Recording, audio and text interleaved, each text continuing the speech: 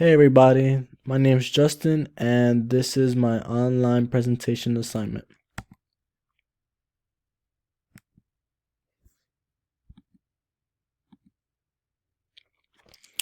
One of my favorite hobbies is to just be home, spending time with my family and going out to eat with them and just having some fun.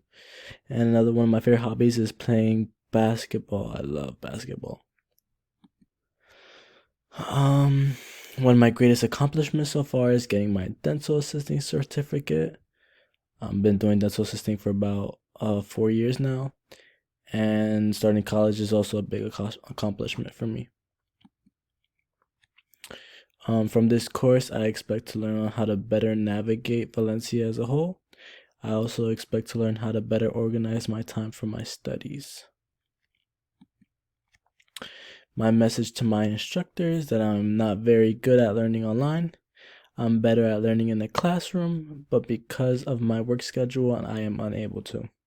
I'm still trying my best to better organize my time, and I appreciate the patience and trying to teach students how to better use of their time.